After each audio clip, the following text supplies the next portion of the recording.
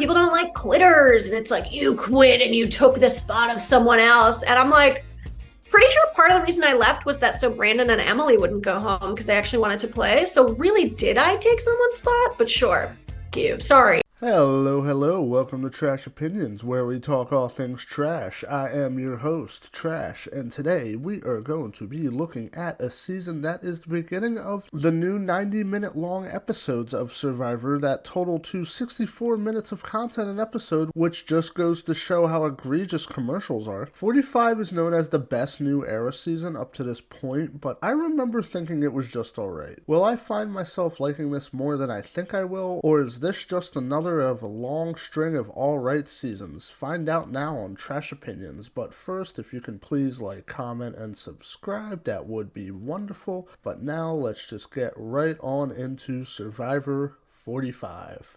And first up, we have someone I just found kind of boring, even though she does offer a decent amount of importance to the season. But here we have Kelly Nybandian. Kelly is a milquetoast game bot. That's all you can really say about her. She gets in good with Bruce and they form an alliance where they try to bring in Caleb. Kelly then starts to get really annoyed with Bruce as a player and wants to get him out, despite him being extremely loyal to her. It makes no sense, but go off, Kelly. Join the Bruce hate train with Cura and Kendra, you follower. She wins immunity and feels bad about it because she wasn't able to outlast Dee and her toe holding onto a pole. They don't get tacos, and yeah, if I cost myself and my tribe tacos, I would feel bad too. Kelly gets voted out in a blind side where we're all convinced Jake is going, and she's absolutely devastated, and so is Kendra, who cries on the beach later about it. We got to know nothing about her. They didn't even tell us that she was gay on the show. Despite her blind side having a big impact on the game, Kelly is clearly going in meh.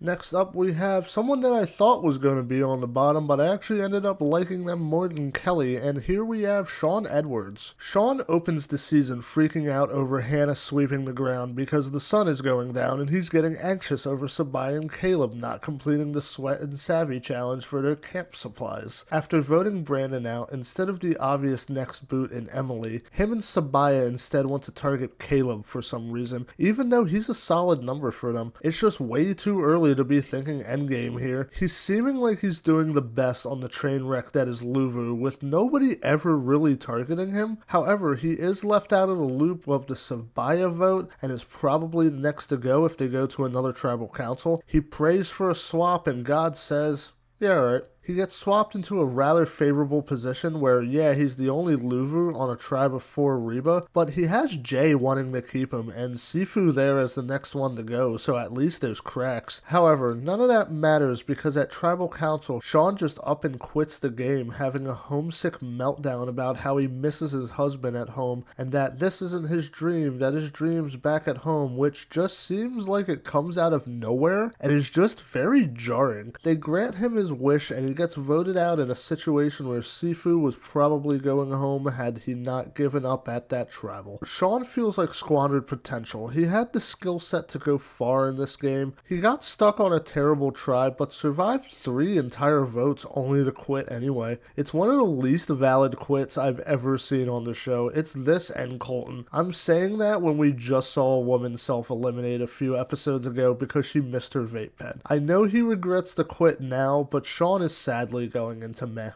And next up, we have J. Maya. J might as well not have existed on this season, even if she was sometimes alright. She's on the bottom, but thinks she's in good with Dee and Julie, and she's saved by the fact that she never loses immunity until they swap. She then gets in with Shawn, and she wants to save him from being the next boot by targeting Sefue. However, Shawn openly quits at Tribal Council, telling everyone to vote him out, and J votes out possibly her only actual ally in the game. She's then on the team that loses at the merge, and the consensus is that the votes are either going on to Jay or Caleb. Jay seemingly lucks out of this round by the entire merge tribe wanting to vote out Caleb. But then she has her oh crap moment where Caleb plays a shot in the dark and by some miracle wins the 1 in 6 chance to become safe, negating 11 votes against him, leaving 0 valid votes cast. Jay is then left as the obvious backup boot, and she is unanimous unanimously voted out. J. Maya was a strange one. She seemed like she was poised to become a big deal on the season, but she just wasn't. She's on the bottom the entire time, and her only claim to fame is being booted during a top 5 craziest tribal councils ever. She's going in there.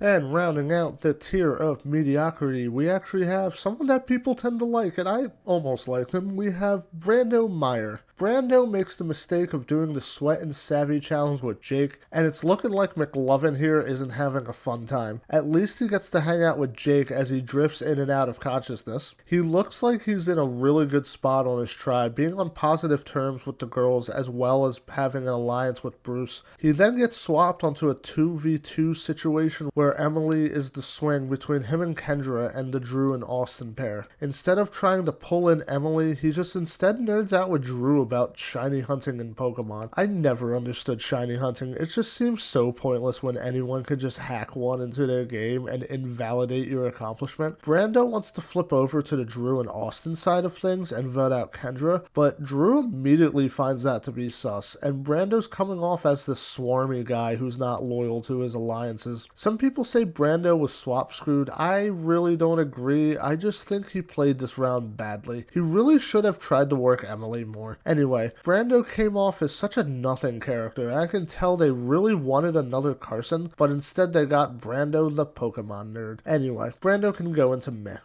And now we are actually jumping way up into pretty decent characters. Here we have the winner of the season, Dee Valladares. Dee gets her first real bit of content by giving all the Dan Schneiders and Quentin Tarantinos of the world something for their spank bank when talking about how abnormally long her big toe is, and the entire tribe is letting her pinch them with her toes for some reason. All of this is really gross. That's it. I'm kink shaming. Big toe energy? More like big no energy. At least it helps her win an immunity challenge. She catches Austin and Drew looking for an idol and compares it to catching a boyfriend cheating, which is a little extreme, but sure, whatever. She was planning on voting out Sefue, and then Shawn just quits the game, so she's left as the only one voting for Sefue, which tips him off that someone's gunning for him. She then gets some sympathetic content where she talks about how her parents immigrated from Cuba, and how they didn't have much growing up, but she was thankful she wasn't carrying buckets of water on her head like her parents were in Cuba. Coming into the merge, she wins immunity, which she attributes to her toes, and are we sure Dan Schneider isn't the executive producer on this season? Anyway, in Tribal she's talking about evolving into a Charizard, and what's up with all these Pokemon references on these modern seasons? Were they airing commercials for the Switch during this season? Possibly. Dee and Austin start to form this really cute relationship, even though Dee's big rule coming into the season was no showmances. Remember the #1 rule of the Celebrity Stealing Club.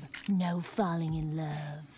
That's your rule for every club. It's a good rule. Whoa, guy. Dee has a clear path to the final 3 through her alliances with Julie and Austin, and Dee's just not being looked at as the threat she clearly is, and it makes her win kinda obvious despite its bumpy ride. She does get extremely lucky when Cura votes for Julie instead of Dee, because Dee was in danger of going out on a crazy 2-1 to 1 to 0 vote if Cura had just stuck with the plan. She then wins final immunity and decides to take Austin with her, causing Jake to eliminate Cura in fire making. She has a pretty bad final tribal council performance, but nobody was ever beating Dee, and she wins, and while I get why and how she won, it still makes me feel a little underwhelmed at the end, and I just didn't really like her. Dee can at least go into good player.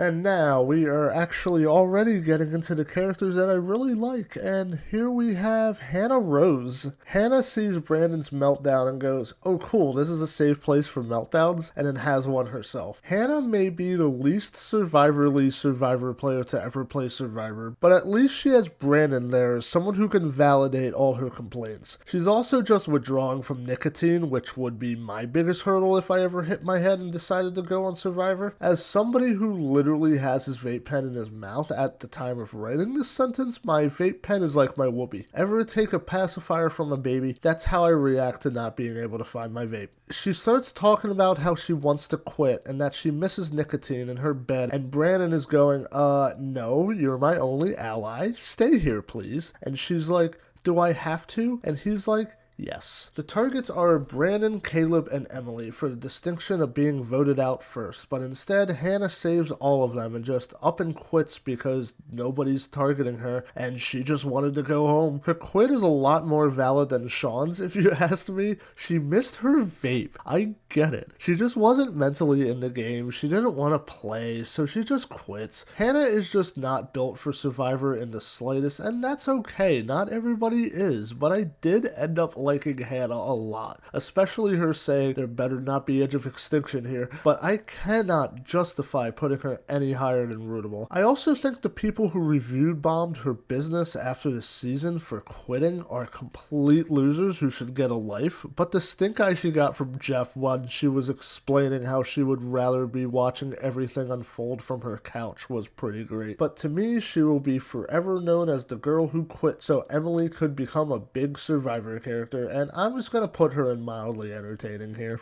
And next up, we have someone who is technically the first boot, even though he's not the first boot, because if Hannah hadn't quit, he wouldn't have been the boot anyway, so he's technically not the first boot, even though he is the first boot. Anyway, here's Brandon Donlin. Brandon is my window into what it would be like if I played Survivor. He even kind of looks like me. What the fuck? And he's a content creator.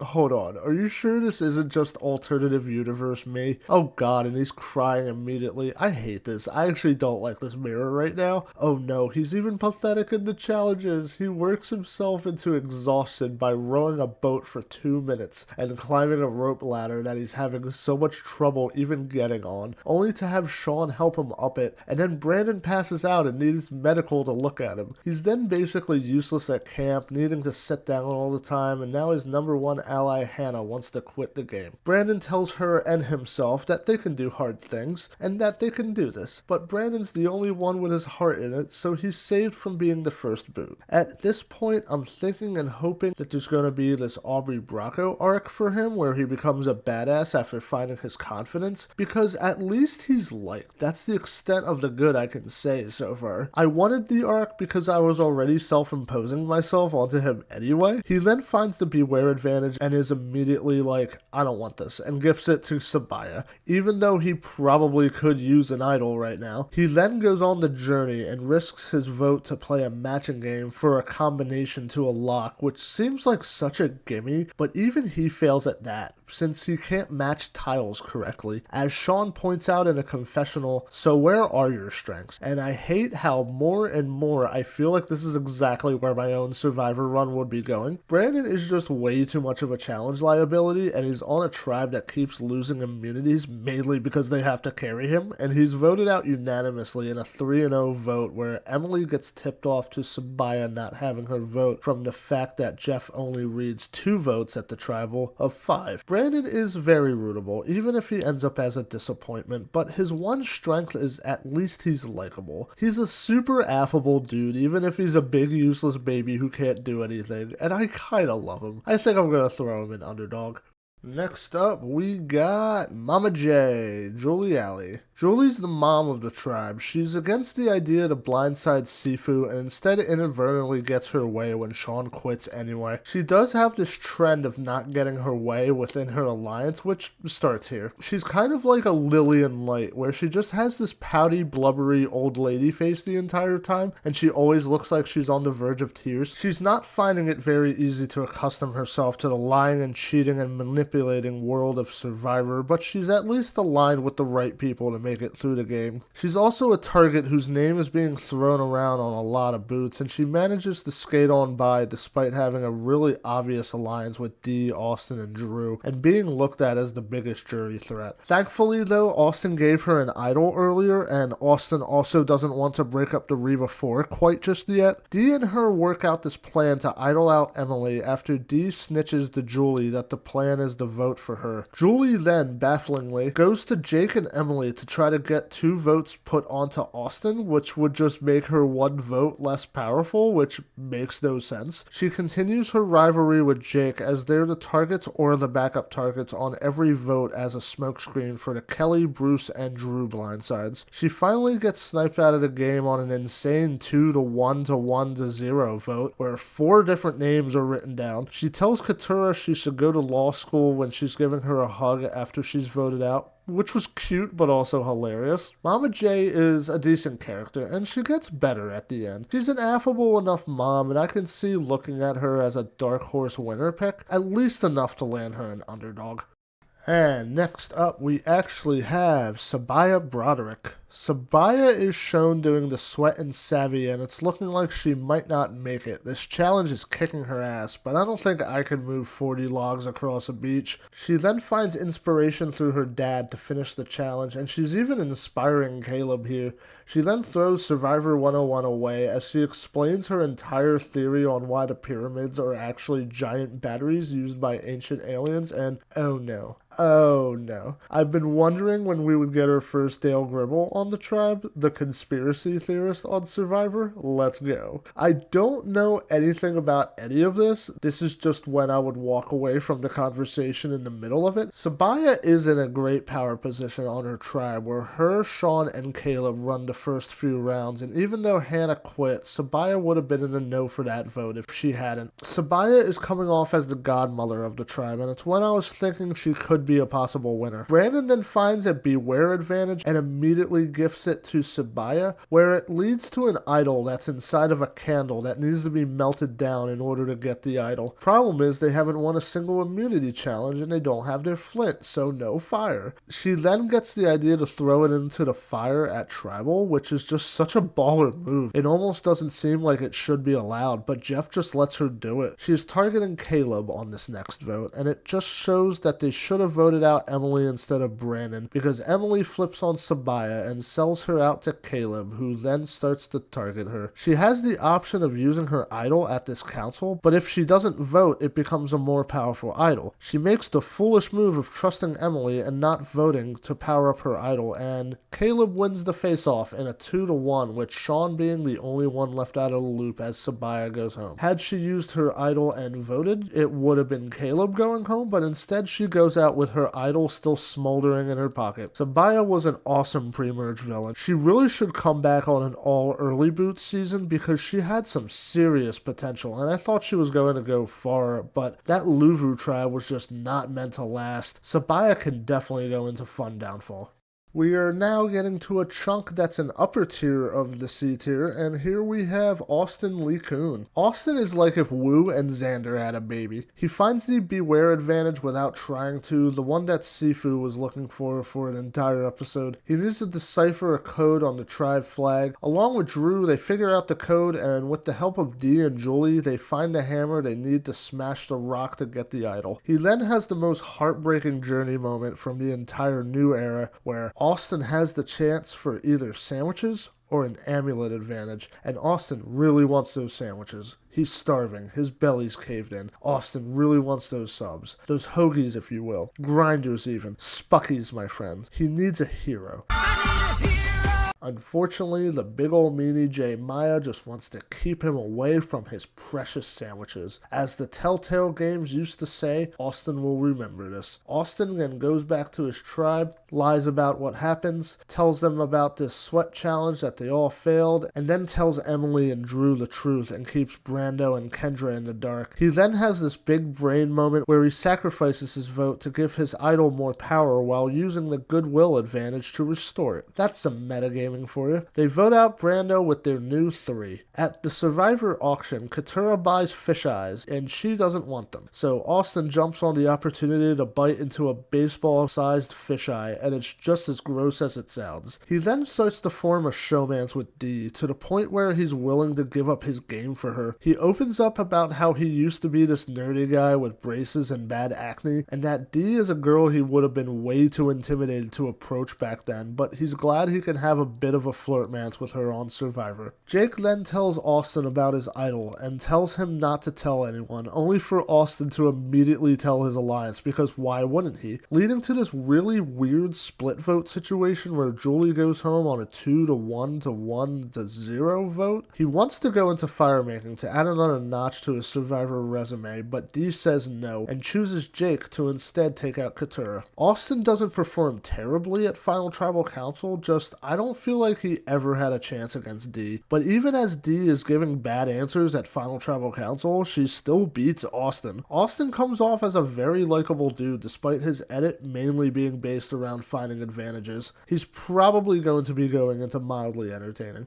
Next, we have Austin's partner in crime. We have Drew Basile. Drew is the Cochrane of the new era. He opens the season up with a confessional about how he's the smartest person ever cast on Survivor. Not in a braggadocious way, more in a this is the facts way. Given his Jeopardy showing after this season, I'll believe it. He won 7 freaking games in a row, so yeah, the guy's kind of brilliant. Drew is in a great position on his Reba tribe because everyone seems to want to work with him, and it's looking like him, Austin, Julie, and Dee are a solid 4. Drew then goes on a journey where he can risk his vote to play a puzzle, and he wins a safety without power advantage, which, let's be honest, is one of the worst advantages you can get. I would honestly take the banker vote over this one. At least he makes the smart move and tells them all about his advantage because they're all going to find out anyway eventually. Austin then tells Drew about his beware advantage and they go idol hunting only to be caught by Dee and Julie, and Drew's doing his best Napoleon Dynamite impression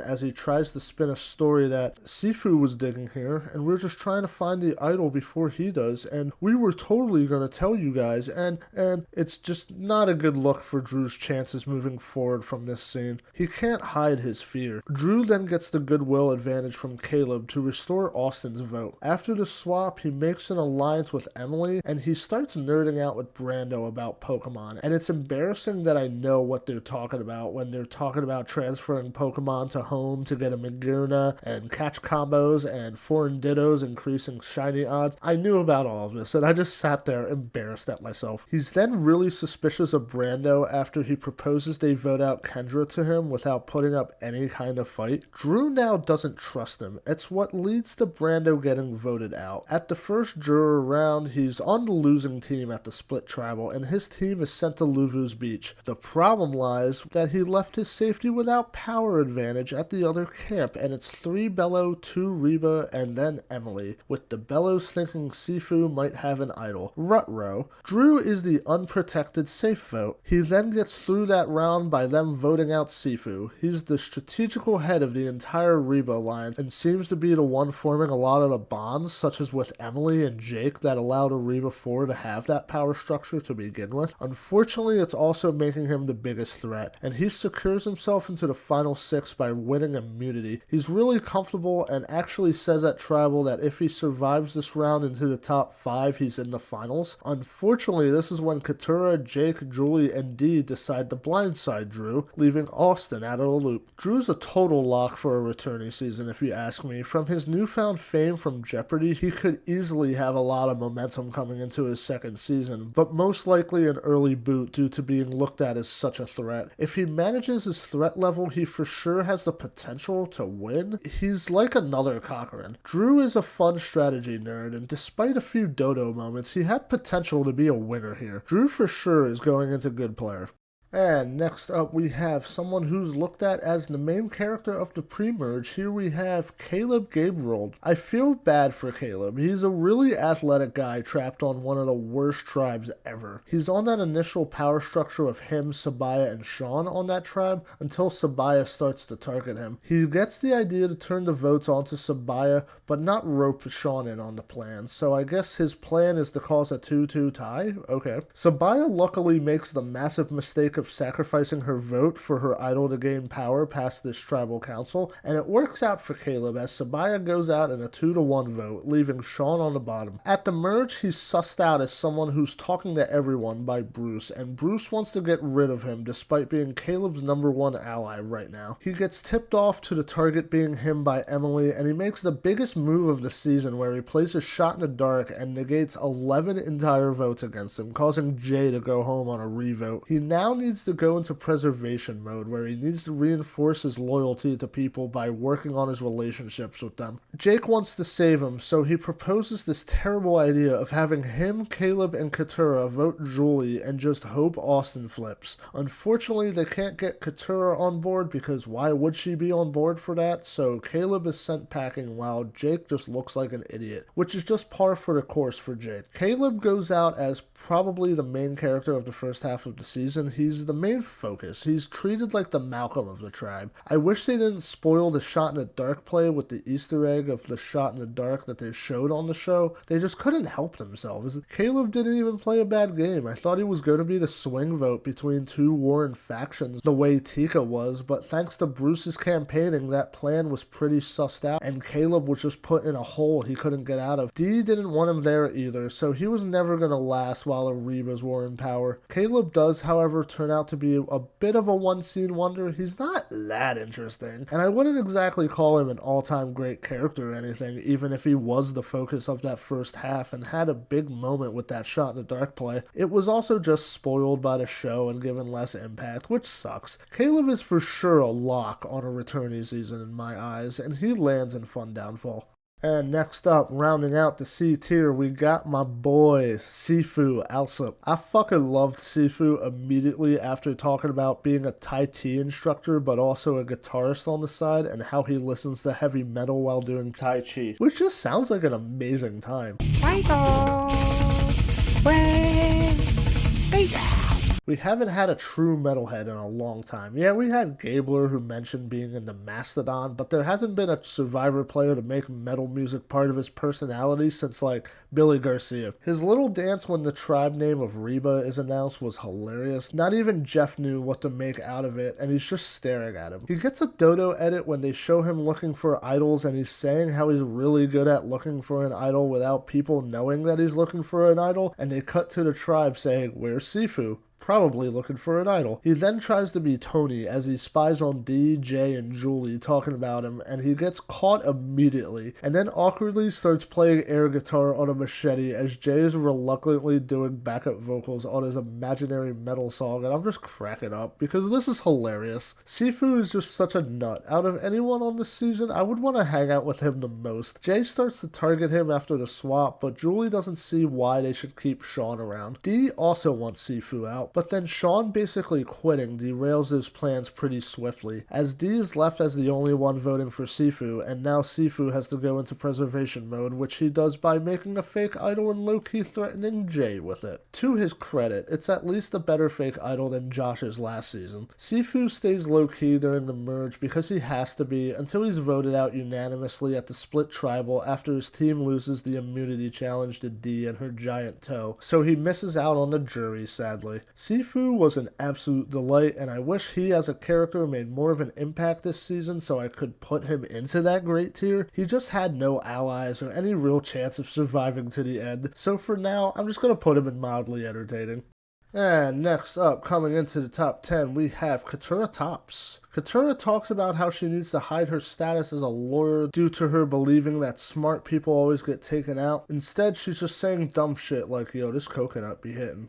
Good cover. Kendra in her alliance then wants to take out Jake for being a lawyer, and Cura's like, see, I told you, this is why I lied about it. In confessionals, she gets content about how much she fucking hates Bruce. Like, she gets a lot of content about how much she hates Bruce. A ridiculous amount of content about how much she hates Bruce. It's actually kind of hilarious. At the merge, she has then proposed a plan by Caleb and Jake at the split tribal where he wants to cause a tie and just hope that Austin flips, which is a very bad plan, so of course Cura doesn't take that risk, and instead just lets go of Caleb, which is the right move, even though she said herself cutting him would be an emotional move. She then decides she wants to work both sides and feed Reba information despite knowing she's the fifth in that alliance, and I'm not entirely sure why she does this either. She gets some personal content where she gets her letters from home, one of them being from her mom, who she went no contact with a year ago. She also has a straight up panic attack during an immunity challenge, and it makes you feel really bad for her. I was fully ready to just have her issues with her family be her own business and hers alone, until she decides to explain why she leaves them all on red.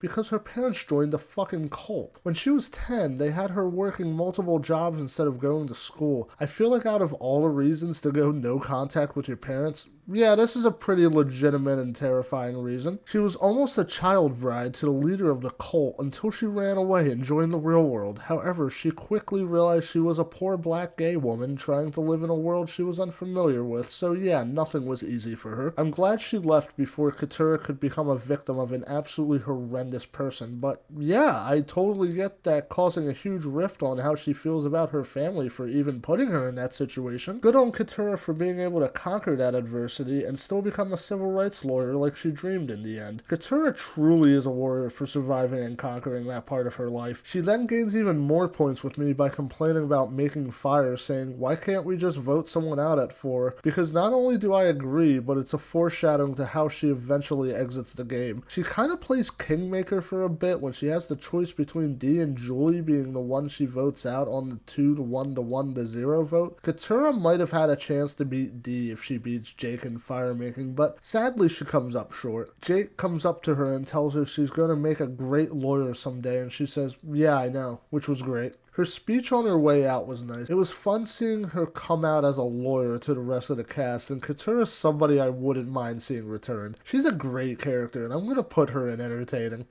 And next up, we have 4 people that are pretty close to each other in the overall rankings of things, and here we have the worst of those, Kendra McQuarrie. I absolutely adore Kendra. She has the same energy as your hippie roommate who sells crystals and reads tarot. Of course, within the first 3 seconds of meeting her, she lets you know she's a Libra, because of course she does. You're a Libra, aren't you, darling? She forms an alliance with Cura and Kelly, not based on a bond of trust, or even on all having names starting with K, but based on them having September birthdays, which is the most white woman thing I've ever seen on this show. Holy shit. Listen, I get the appeal of astrology. I'm not one of those people who thinks it's all complete bullshit. There's some merit to personalities being based around the time you were born. Only some. But there are some people who get way too into it and act like the star signs are the end-all be-all, and those people are ridiculous human beings. Kendra is one of those people, but maybe I just think that way because I'm a Sagittarius. In the second immunity challenge, she falls on the balance beam in a way that makes me glad she doesn't have testicles. She thinks Emily is on her and Brando's side on their swap tribe, but she's blindsided when Brando is taken out, and the emotional Kendra now has to pretend to be alright with it, despite him just having voted for Drew, who is still on her tribe. She now has to unleash what she calls petty Kendra, which she doesn't let out in her day-to-day life because karma, duh, don't you understand how the cosmos work? Mercury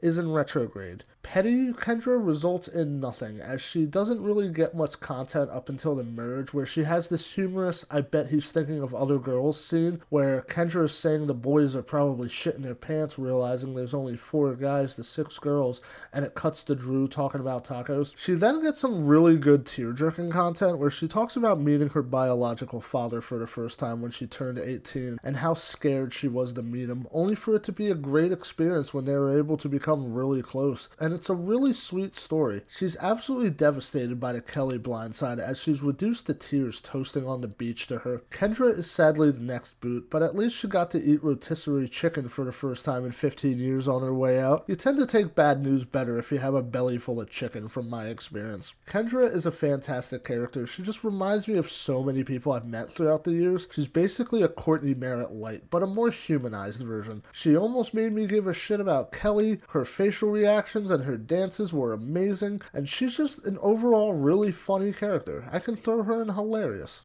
Next up, we have a man who I'm shocked is this high, but here we have the return of Bruce Perot. Bruce is back, in Pog form. Now, I am shocked by how good of a character he turned out to be. Casting knew what they were doing when they brought him back. He tells the tribe that he doesn't want to be the leader after Emily calls him out at that first challenge, and now he's got to tell everyone he's not the dad of the tribe. He's the cool uncle, and that he's not the leader. So he proves how much he doesn't want to be the leader by telling everyone what to do. And wait, haven't we seen seen this before? Yes, this is just Russell Swan all over again. Bruce is also a lot like Roxroy too, but a more likable Rox. Cura starts pointing out how he acts like a celebrity by name-dropping Survivor players he's hung out with, and how much Bruce just loves the attention. He's dancing, being a goofy, corny dad, and just being a huge cringelord. Cura cannot stand him despite being in an alliance with him, but nobody else seems to mind how annoying he can be quite yet. Him and Kelly link up after the swap, and he tells her she's his number one, which she doesn't even believe. Unfortunately, he's just a really bad social player. He comes off as disrespectful at worst and domineering at best. He finds the beware advantage, which tells him he needs to dig under the shelter for the idol, and he has Kelly and Jake keeping a lookout for Cura as he digs in the sand with his hands. Cura comes back as Jake pretends he lost his rings under the shelter, and Bruce doesn't find the idol until the boat that brings them to the merge beach is literally there to pick them up. At the merge, he gets really insecure that nobody is talking to him and starts noticing that Caleb is getting in everybody's ears, going to every group and telling them what they want to hear, and Bruce can't have that. He goes and tells Caleb he's onto him and he doesn't trust him, and I don't understand why Bruce did that. He organizes this vote against Caleb where Bruce is incredibly adamant that we need to get Caleb out, possibly by seeing what the Tika 3 did on 44. He does get his way when 11 votes come in for Caleb. However, unfortunately for Bruce, all of those votes are negated by Caleb's shot in the dark play. Jay ends up going home, which is still a beneficial move for Bruce, and it makes you think how against Bruce's interest it was for him to vote a guy out so willing to work with him in the first place.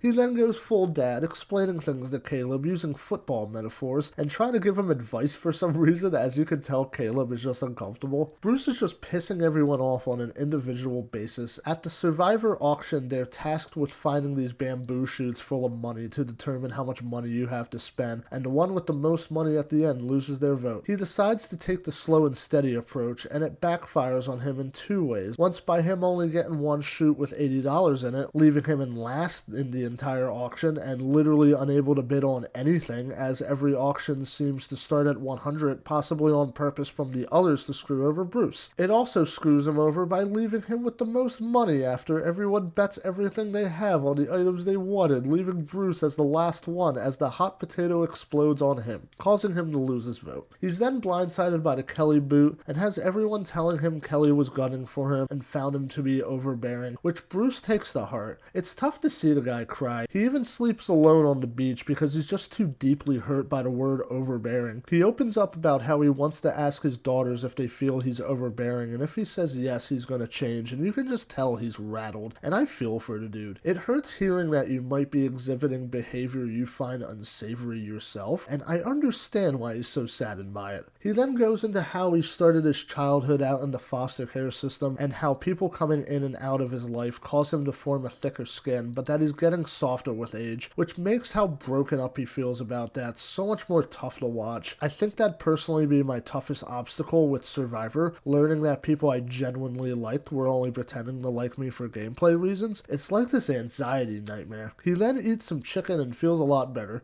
Relatable. Bruce then immediately goes back to his over-the-top self, being a silly goose at travel and hatching up incredibly stupid plans that involve him telling people Kelly was voted out with his idol in her pocket. Emily manipulates him into not playing his idol, and he's convinced the vote is for Julie before he goes home in a majority vote. I am honestly so glad Bruce came back. I could see why they wanted to bring him back so bad. He turned out to be a fantastic character who was so over-the-top and ridiculous, and a delightfully terrible player. Nobody else on this tribe liked him, but I really liked him, so he can go into entertaining.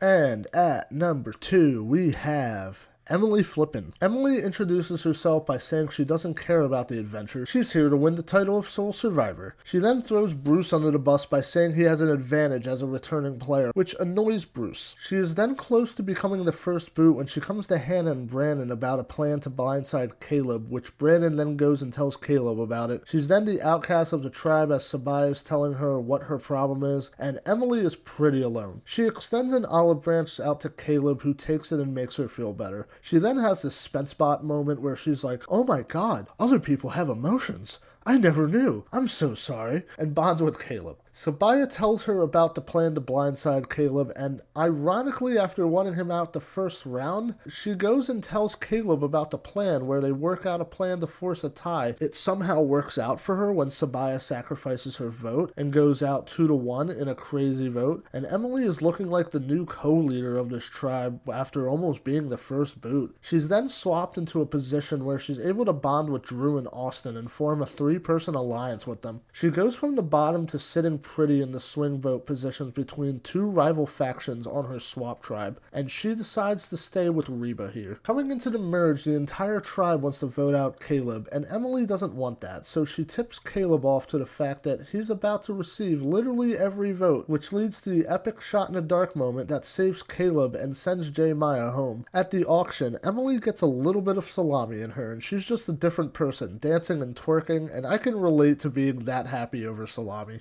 As a treat. Emily has this incredible arc where she starts off as a terrible Survivor player and probably the first boot if Hannah didn't quit, and blossoms into a rather incredibly strategic and social player who can navigate the minefield that has been 45's boot order. They did not like big personalities on that season, so Emily had to subdue hers, and that's why she manages to stay under the radar despite being in that perfect swing vote position. She manipulates Bruce into not playing as idol during his boot, which she then brags about when they get back from tribal, making her an even bigger target. She then goes to the journey at the final 7 by herself, and it's the savvy puzzle both tribes lost in the beginning of the season with the rope, so you can't even superfan your way out of this one since it's never been completed on the show. Emily smartly decides not to risk her vote and goes back onto the boat. I'm sure the guy on the boat's like, whatever, I still get paid, right? It probably would have done her some good to risk her vote for an idol, because on the next round, Julie uses Austin's idol to idol Emily out of the game on 1 vote, shocking every Edgic nerd in America. Emily has this amazing arc, not only growing as a person, but as a player, and gets the arc I wanted Brandon to have. Emily is the biggest shoo-in for a returnee from this season. If she's not on 50, I will be absolutely shocked. That being said, Emily is a great character, and she had the best story out of all of the cast, and the best arc, and she for sure belongs in entertaining. And now, after jumping back and forth from Emily to Bruce to even Kendra, here we have at number 1, Jake O'Kane. If Drew is the new era Cochran, Jake is the new era's Boston Rob. Jake opens up the season by talking about how he needs to win this so he can finally move out of Nana's house, which is relatable content for the young adults. I sleep in a racing car. Do you? I sleep in a big bed with my wife. Oh, yeah. Jake does the Sweat and Savvy challenge with Brando, as none of them are able to figure out the puzzle in time. He almost scoopins himself when he has a small seizure while blowing on the fire, which is a really scary sight. He does it again and passes out, and it's looking like he's pulling a Tua Tagovailoa and trying to pretend to be fine when he's clearly not fine. He then gets some content about being, as Corin Kaplan would put it, a former fatty, and how he would binge eat in his car outside of his parents' house. But then he worked out, ate right, said his prayers, and took his vitamins, and now he's a not-so-fat guy. Good for him. Come the merge, he wants to play a more aggressive game, so he concocts this awful plan of getting out Julie instead of just dogpiling Caleb by having him, Cura, and Caleb vote Julie, and then convincing Austin to flip out a tie. Cura is not down with this, so Jake is left as the only one voting Julie with Caleb, as Caleb goes home. Jake now needs to go on a Julie apology tour, and he's just kind of left on the bottom of every single round, but the target just always seems to escape him. He's like the Romeo of the season, where he's always the secondary vote, but unlike Romeo, Jake is incredibly entertaining. Instead of doing nothing, he's out here making terrible moves, like going all departed on Drew, telling him this conversation is over. I was convinced he was the next boot almost every episode until he was in the finals. A lot like Romeo. He keeps having these confessionals where he's saying he's going to make a big move, calling himself a wolf in goat's clothing, and he finds an idol in a bamboo shaft, and it's looking like things are looking up for Jakey boy. He then solves the combination lock puzzle for an advantage to the next immunity challenge by associating the numbers with whoever won that season of Survivor. So 18 is JT, 25 is Denise, and 43 is Gabler, which is the correct combination. It's so funny because I do the exact same thing with memorizing number and letter combinations when I have to. Maybe not always with Survivor, but with something. Usually it's Pokemon TMs. Again with the Pokemon. Hey, I know. I'll use my trusty frying pan as a drying pan. Unfortunately, it's not enough to win him the challenge thanks to a trope of sloppily dumping his bag of puzzle pieces and not noticing a piece was hidden behind the challenge equipment. I mean, he still gets steak and potatoes and survives the vote anyway thanks to his idol. It's almost like he won. Jake is amazing at this council, and he does his Tony impression, which Jeff hates, and he plays the idol for Cura, says yeah when one vote for Cura is negated, and then oh shit when his name comes up next. It's hilarious. He's then mad when the vote comes out for Julie instead of D, and says to Cura, "You made me swear on Nana, dude, what the hell?" Johnny Fairplay would not be worried about swearing on Nana, I can tell you that. He then gets so pissed off at the Final Four challenge that he just straight up breaks the challenge by walking on top of it in an effort to vent his frustrations with the challenge. I get it. I abuse inanimate objects too when they don't do what I want them to do. I feel ya, Jakey Poo. Jeff gets so mad at him for it too. He disqualifies him from the challenge as Jake is just like, what? As he continues walking on the challenge equipment, completely breaking it. He even apologizes to Jeff afterwards for it. It's hilarious. He's just a crying, bubbling mess as he's asking D to put him in fire making and saying that even if he loses, if he wins fire making, he can at least say he did something, which is so very sad. Jake is just this well-rounded character that is so much fun, and I would be shocked if he's not a pick for a returnee season coming up. He had no chance of winning this season. He was a massive GOAT, but a really rootable GOAT with a lot of passion. He's just kind of a bad player, that's all. But he's an amazing character, and that's why he's my favorite character of the season. He is going up in hilarious.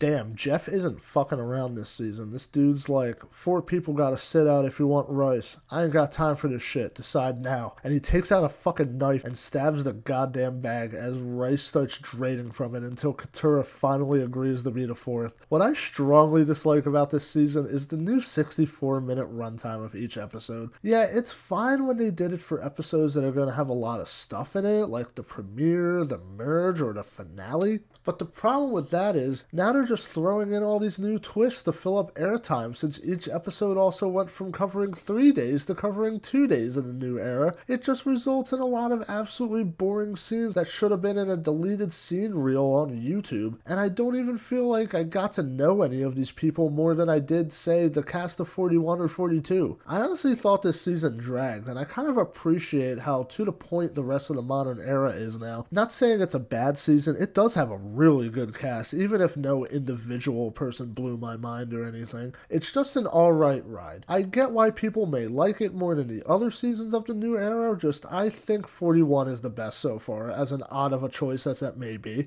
Anyway, next up will be a season I have not seen yet, Survivor 46, and then I will start tackling 47, leading into a season rankings, and then finally an overall character rankings.